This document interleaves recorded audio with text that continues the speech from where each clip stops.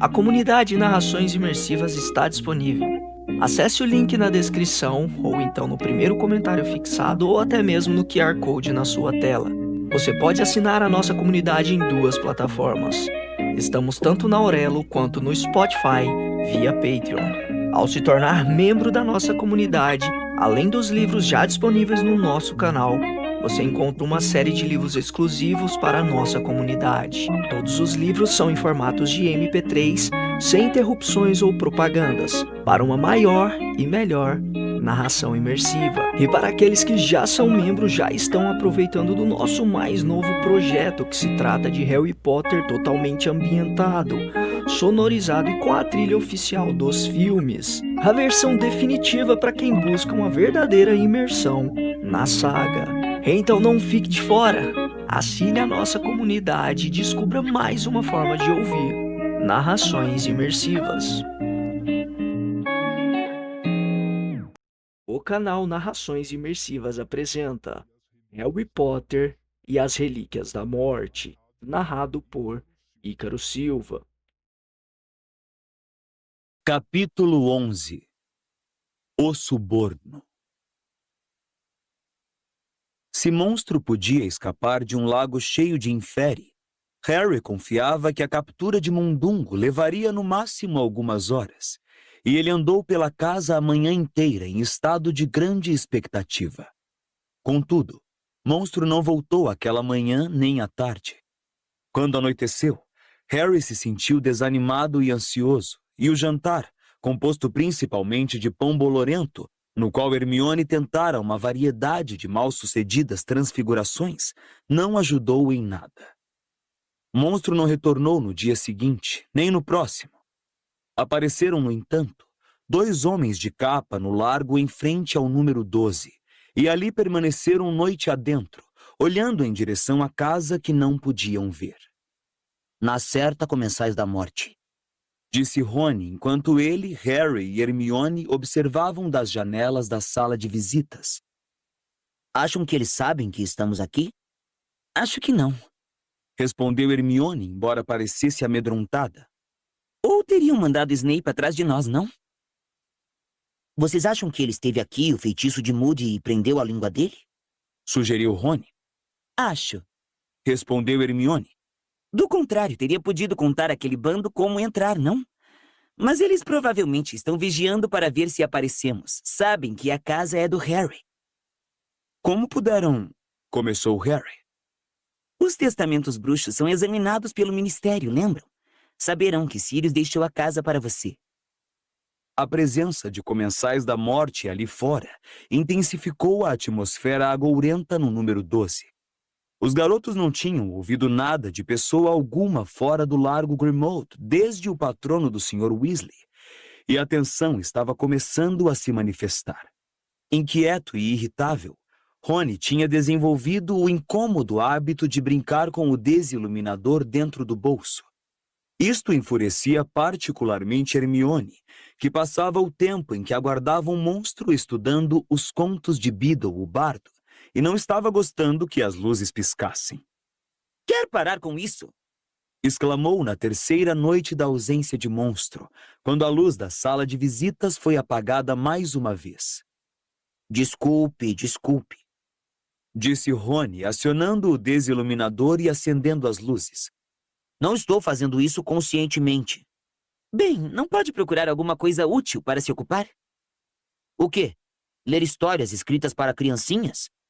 Dumbledore me deixou o livro, Rony, e me deixou o desiluminador. Quem sabe esperava que eu o usasse. Incapaz de suportar essas briguinhas, Harry saiu da sala sem os dois perceberem. Desceu à cozinha, que ele não parava de visitar, porque tinha certeza de que era ali que monstro provavelmente reapareceria. No meio da escada para a entrada, no entanto, ele ouviu uma batida na porta da frente, e em seguida cliques metálicos e a corrente. Sentiu cada nervo do seu corpo se retesar. Sacou a varinha e se ocultou nas sombras ao lado das cabeças dos elfos decapitados, onde ficou aguardando.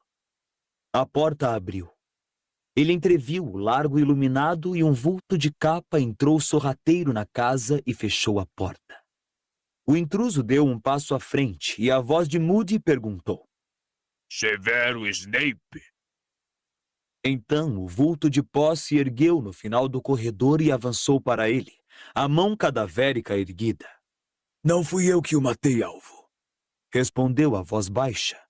O feitiço se desfez, o vulto de pó explodiu, e foi impossível ver o recém-chegado através da densa nuvem cinzenta que o espectro deixou ao desaparecer. Harry apontou a varinha para o meio da nuvem. Não se mexa! Ele esquecera, porém, o retrato da Sra. Black. Ao som de sua ordem, as cortinas que a ocultavam se abriram repentinamente e a bruxa começou a gritar. Sangues ruins e escória desonrando minha casa! Rony e Hermione desceram atrás de Harry reboando pela escada, as varinhas apontadas para o estranho no corredor, as mãos para o alto. Guardem as varinhas, sou eu, Remo. Ah, graças aos céus! Exclamou Hermione em voz baixa, dirigindo a varinha para a Sra. Black. Com um estampido, as cortinas tornaram a fechar e fez-se silêncio. Rony também baixou a varinha, mas Harry não. Apareça! Falou.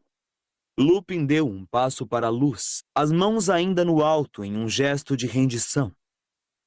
Sou Remo João Lupin, lobisomem, também conhecido como Aluado, um dos 4 criadores do Mapa do Maroto, casado com Ninfadora, mais conhecida como Tonks, e o ensinei a produzir um patrono, Harry, que assume a forma de um veado.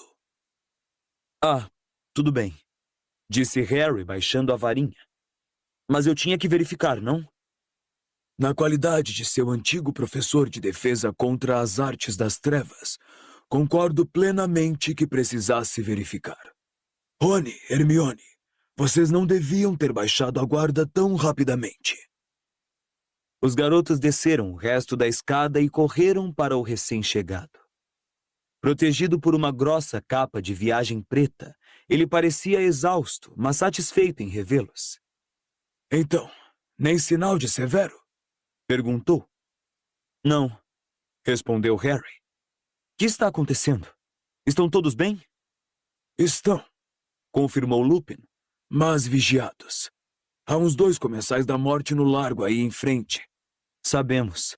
Precisei aparatar exatamente no último degrau à frente da porta para garantir que não me vissem. Não sabem que vocês estão aqui, ou tenho certeza que postariam mais gente lá fora. Estão tocaiando todos os lugares que têm alguma ligação com você, Harry. Vamos descer, tenho muito que lhes contar e quero saber o que aconteceu depois que saíram da toca. Eles desceram à cozinha, onde Hermione apontou a varinha para a lareira. As chamas subiram instantaneamente. Deram a ilusão de aconchego às frias paredes de pedra e se refletiram na superfície da mesa de madeira. Lupin tirou algumas cervejas amanteigadas debaixo da capa de viagem e todos se sentaram. Eu teria chegado aqui há 3 dias, mas precisei me livrar do comensal que estava me seguindo, comentou Lupin. Então, vocês vieram direto para cá depois do casamento? Não, respondeu Harry. Só depois de toparmos com 2 comensais em um bar na Tottenham Court. Lupin derramou quase toda a cerveja no peito. Quê? Os garotos explicaram o que havia acontecido. Quando terminaram, Lupin estava horrorizado. Mas como encontraram vocês tão depressa? É impossível rastrear uma pessoa que aparata, a não ser que a agarrem antes de desaparecer. E é pouco provável que estivessem apenas passeando pela Tottenham Court na hora, concorda? Comentou Harry.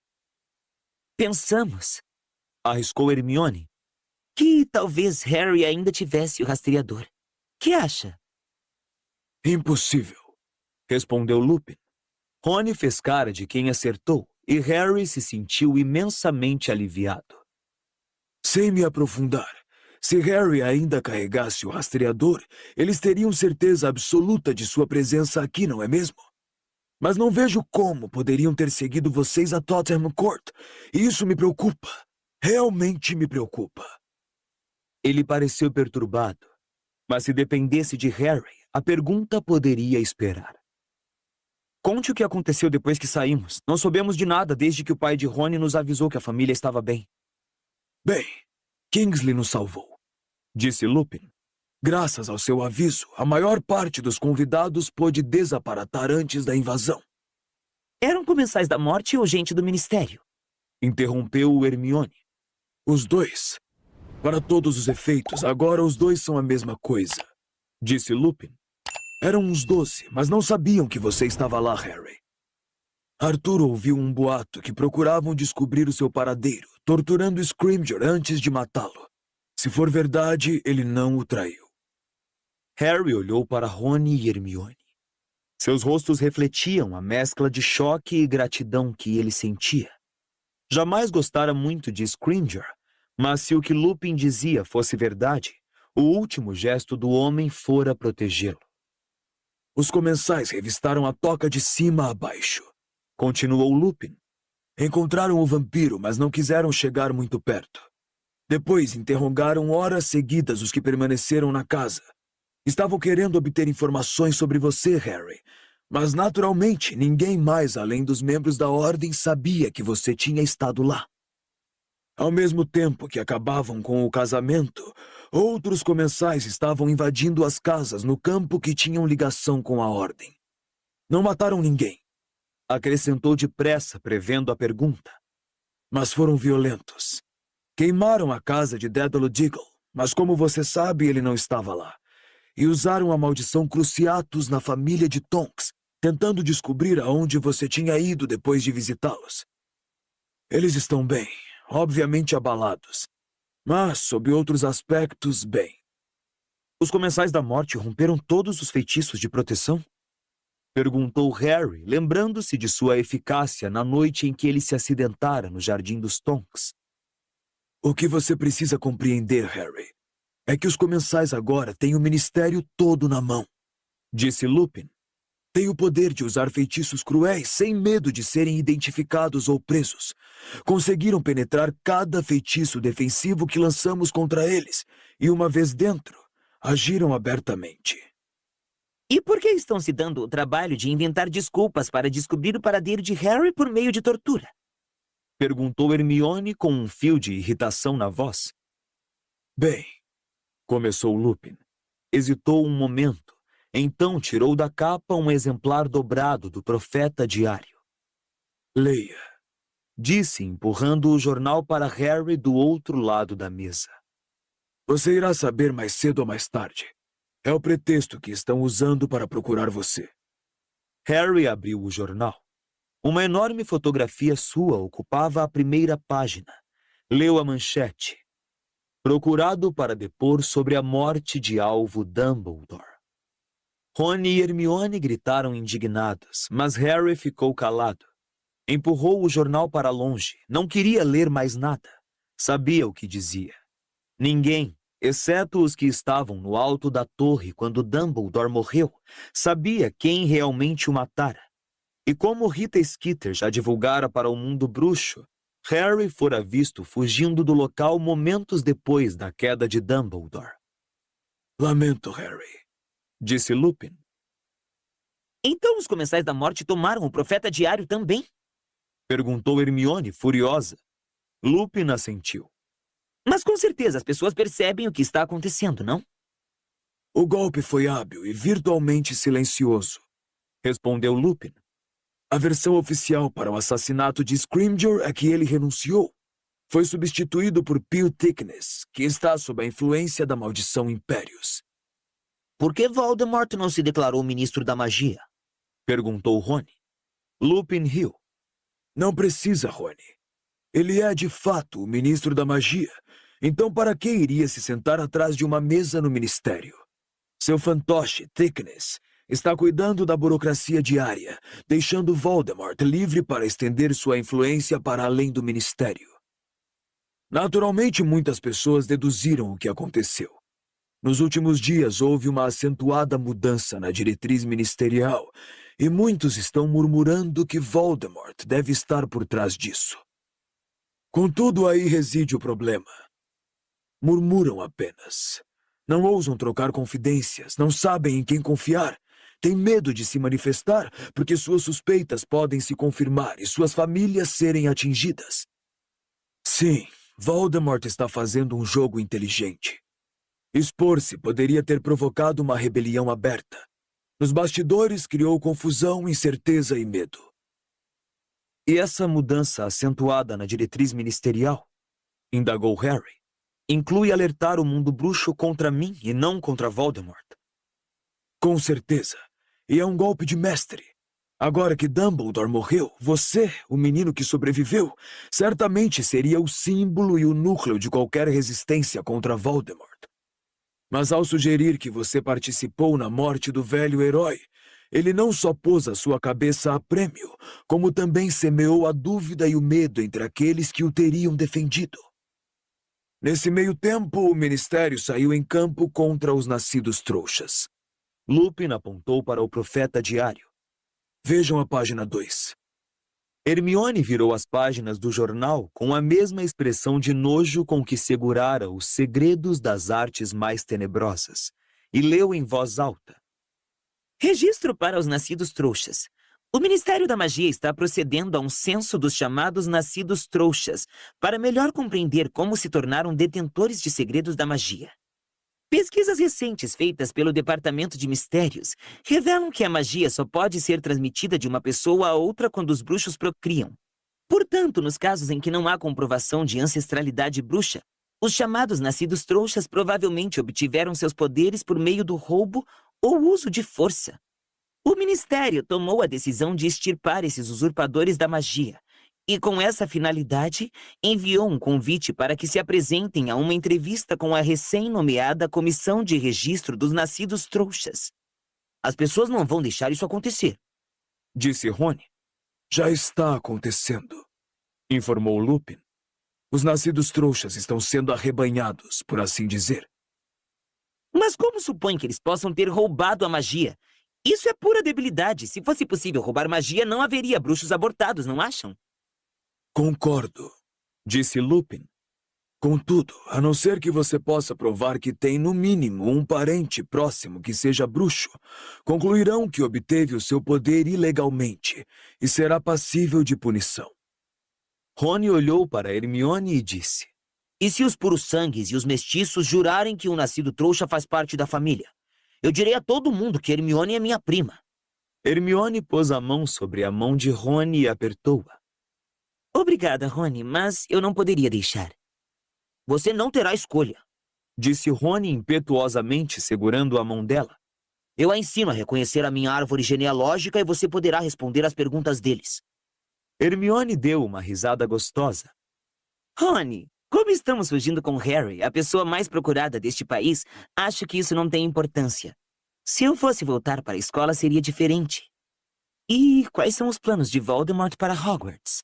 Perguntou ela a Lupin. A frequência agora é obrigatória para todas as crianças bruxas. Anunciaram ontem. É uma mudança, porque antes nunca foi obrigatória. Naturalmente, quase todos os bruxos da Grã-Bretanha foram educados em Hogwarts, mas os pais tinham o direito de ensinar-lhes em casa ou mandá-los estudar no exterior se preferissem. Com isso, Voldemort terá toda a população bruxa sob vigilância desde muito jovem. E é outra maneira de extirpar os nascidos trouxas, porque os alunos devem receber um registro sanguíneo, indicando que provaram ao Ministério sua ascendência bruxa antes de poderem se matricular. Harry sentiu repugnância e raiva. Naquele momento, crianças de 11 anos excitadas estariam examinando pilhas de livros de feitiços recém-comprados, sem saber que jamais veriam Hogwarts ou talvez nem as próprias famílias. Murmurou, tentando encontrar palavras que fizessem justiça aos pensamentos horripilantes que lhe passavam pela cabeça. Mas Lupin disse-lhe brandamente. Eu sei. O ex-professor hesitou. Eu compreenderei se você não puder confirmar, Harry. Mas a Ordem está desconfiada de que Dumbledore lhe confiou uma missão. Confiou.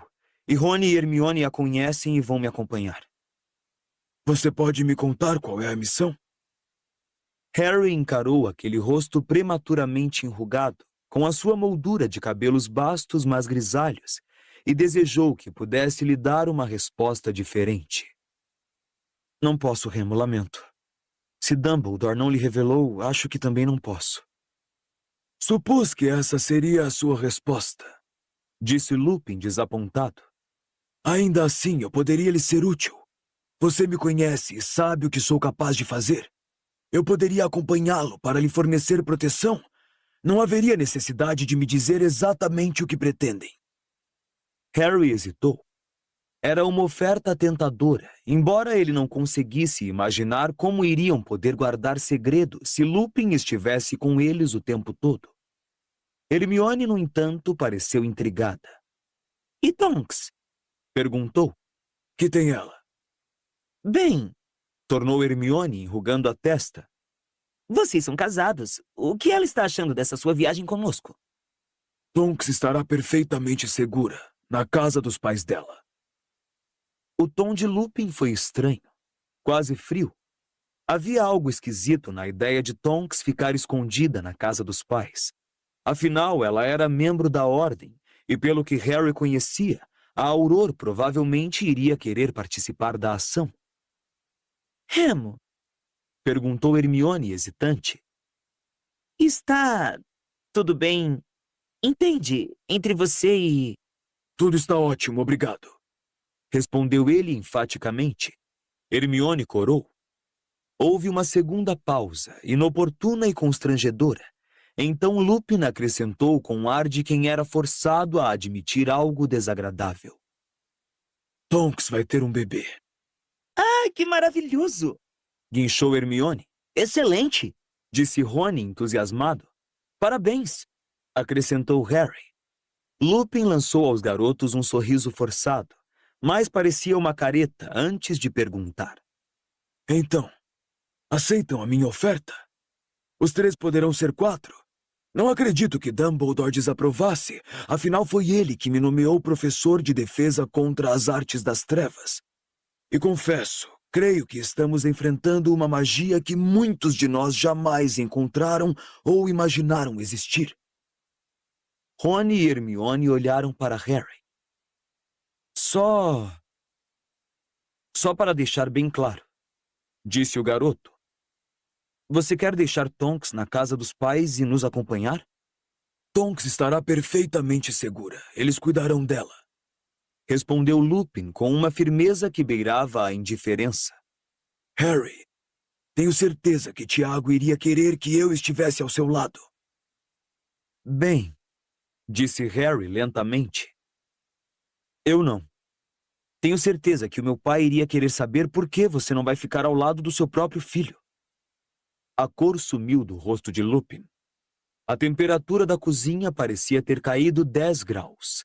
Rony correu o olhar pelo aposento como se o tivessem mandado memorizar cada detalhe, enquanto os olhos de Hermione iam e vinham de Harry para Lupin. Você não entende, disse Lupin finalmente. Explique então. Lupin engoliu em seco. Cometi um grave erro me casando com Tonks. Agi contrariando o meu bom senso e tenho me arrependido muito desde então. Entendo. Então você vai simplesmente abandonar a moça e o filho e fugir conosco? Lupin se pôs repentinamente de pé. A cadeira tombou para trás e ele encarou os garotos com tanta ferocidade que Harry viu pela primeira vez na vida a sombra do lobo em seu rosto humano. Você não entende o que fiz à minha mulher e ao meu filho que vai nascer? Eu jamais devia ter casado com Tonks. Eu a transformei em uma pária. Lupin chutou para o lado a cadeira que derrubara. Você até hoje só me viu na Ordem ou sob a proteção de Dumbledore em Hogwarts. Você não sabe como a maioria do mundo bruxo encara as criaturas como eu. Quando descobrem a minha desgraça, nem conseguem mais falar comigo.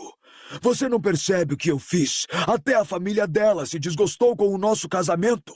Que pais querem ver a única filha casada com um lobisomem? E o filho? O filho! Lupin chegou a arrancar tufos dos próprios cabelos. Parecia muito descontrolado. A minha espécie normalmente não procria. Ele será como eu. Estou convencido. Como poderei me perdoar quando conscientemente corri o risco de transmitir a minha deficiência a uma criança inocente? E se por milagre ela não for como eu, então estará melhor, 1000 vezes melhor sem um pai do qual sempre se envergonhará. Remo! Sussurrou Hermione, os olhos marejados de lágrimas. Não diga isso. Como uma criança poderia ter vergonha de você? Ah, não sei, Hermione, disse Harry. Eu teria muita vergonha dele. Ele não sabia de onde vinha a sua raiva, mas o sentimento o fizera se levantar também. A expressão de Lupin era a de quem tinha sido esbofeteado por Harry. Se o novo regime acha que os que nasceram trouxas são criminosos, que fará com um mestiço de lobisomem cujo pai pertence à ordem? Meu pai morreu tentando proteger a mim e minha mãe. E você acha que ele lhe diria para abandonar seu filho e nos acompanhar em uma aventura? Como? Como se atreve? Disse Lupin. Não se trata de um desejo de correr riscos ou obter glória pessoal? Como se atreve a insinuar uma... Acho que você está sendo audacioso, disse Harry, querendo ocupar o lugar de Sirius. Harry, não! Suplicou Hermione, mas ele continuou a encarar o rosto lívido de Lupin.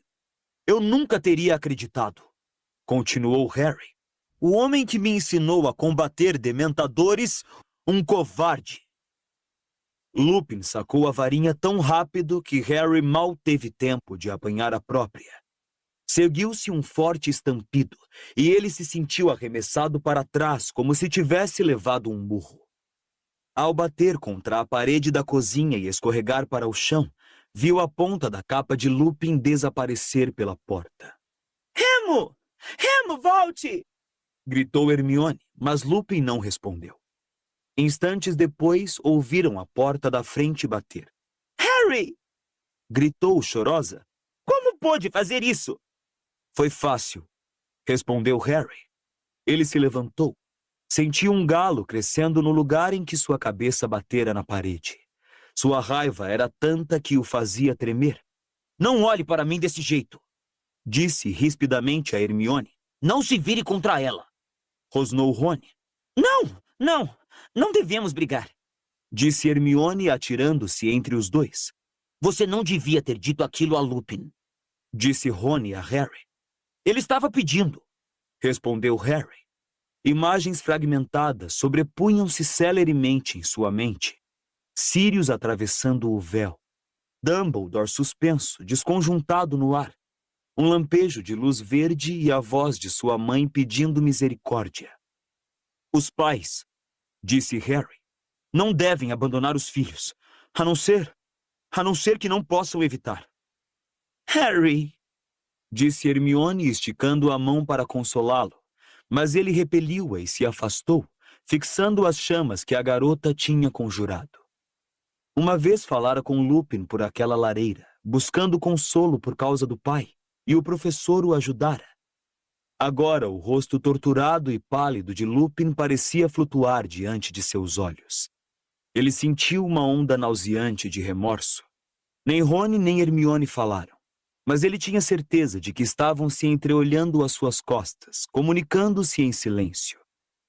Harry se virou e surpreendeu-os voltando rapidamente as costas um para o outro. Sei que não devia tê-lo chamado de covarde. Não devia, concordou Rony imediatamente. Mas é como ele está agindo. Mesmo assim, disse Hermione. Eu sei. Mas se isto o fizer voltar para Tonks, terá valido a pena, não? Ele não pôde evitar o tom de súplica em sua voz. Hermione pareceu receptiva, Rony inseguro. Harry olhou para os próprios pés, pensando no pai. Tiago teria apoiado o que ele dissera a Lupin, ou teria se zangado com o filho pelo modo com que tratara seu velho amigo. A cozinha silenciosa pareceu vibrar com o impacto da cena recente e a reprovação muda de Rony e Hermione. O profeta diário que Lupin trouxera continuava sobre a mesa, a foto de Harry na primeira página virada para o teto. Ele se aproximou e se sentou, abriu o jornal a esmo e fingiu ler. Não conseguia entender as palavras, sua mente ainda arrebatada pelo confronto com Lupin. Sabia que Rony e Hermione tinham retomado sua comunicação silenciosa por trás do profeta. Ele virou a página com violência e o nome de Dumbledore saltou aos seus olhos. Harry levou alguns instantes para entender o significado da foto em que havia uma família. Sob a foto, a legenda: a família Dumbledore. Da esquerda para a direita, alvo, Percival segurando Ariana recém-nascida, Kendra e Aberforth. Atento, Harry parou para examinar a foto. O pai de Dumbledore, Percival, era um homem bonito, com olhos que pareciam cintilar mesmo na velha foto desbotada. O bebê, Ariana, era um pouco maior que uma forma de pão e igualmente desprovido de traços marcantes. A mãe, Kendra, tinha cabelos muito negros presos em um coque. Seu rosto parecia esculpido. Apesar do vestido de seda de gola alta que usava, Harry lembrou-se de nativos americanos ao estudar seus olhos escuros, malares altos e nariz reto. Alvo e Aberforth usavam paletós iguais, com golas de renda e cortes idênticos nos cabelos até os ombros.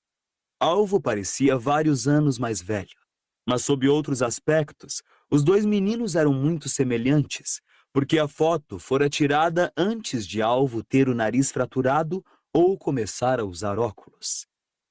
A família parecia bem feliz e normal, e sorria serenamente. O bebê acenava sem direção, com o braço fora da manta. Harry olhou para o alto da foto e leu a manchete: trecho exclusivo da biografia de Alvo Dumbledore, a ser lançada em breve por Rita Skeeter. Pensando que não poderia se sentir pior do que já se sentia, Harry começou a ler. Orgulhosa e arrogante, Kendra Dumbledore não poderia suportar permanecer em Mood on the Wood depois da comentada detenção do marido Percival e sua prisão em Azkaban. Ela decidiu, portanto, cortar esses laços e se mudar para Godric's Hollow, a aldeia que anos mais tarde se tornaria famosa como cenário do ataque de você sabe quem a Harry Potter e da inexplicável sobrevivência do menino. Godric's Hollow, tal como Mood on the Wood, era o refúgio de muitas famílias bruxas, mas não as conhecendo, Kendra estaria a salvo da curiosidade que o crime de Percival despertara em sua antiga aldeia. Repelindo as tentativas de aproximação dos vizinhos bruxos, em pouco tempo ela garantiu que sua família fosse deixada em paz. Kendra bateu a porta na minha cara quando passei para lhe dar as boas-vindas levando um tabuleiro de bolos de caldeirão. Conta Batilda Bagshot. No primeiro ano em que moraram lá, só vi os dois meninos. Não saberia que havia uma filha se não estivesse colhendo plangentinas ao luar no inverno depois da mudança e visse Kendra saindo com Ariana para o Jardim dos Fundos. Deu uma volta com a criança, segurando-a com firmeza, depois tornou a entrar. Eu nem soube o que pensar daquilo. Aparentemente, Kendra achou que mudar para Godric's Hollow seria a oportunidade perfeita de esconder Ariana para sempre, coisa que provavelmente vinha planejando havia anos. O momento era oportuno. Ariana ainda não completara 7 anos quando deixou de ser vista, e 7 anos é a idade em que, se existir, a magia se revelará, segundo a maioria dos estudiosos. Nenhuma das pessoas ainda vivas se lembra de Ariana demonstrar o menor pendor para a magia. Parece evidente, portanto, que Kendra tenha decidido esconder a existência da filha para não sofrer a vergonha de admitir que dera à luz uma bruxa abortada.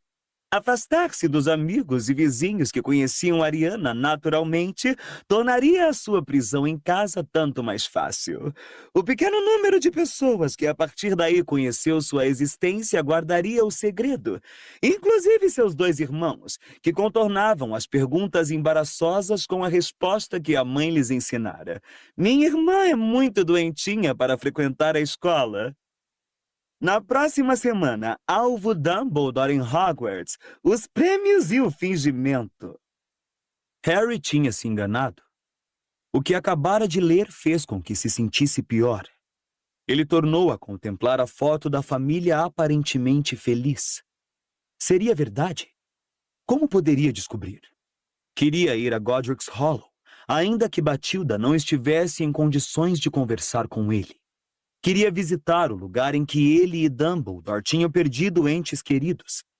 Já estava baixando o jornal para perguntar a opinião de Rony e Hermione, quando um estalo ensurdecedor ecoou pela cozinha.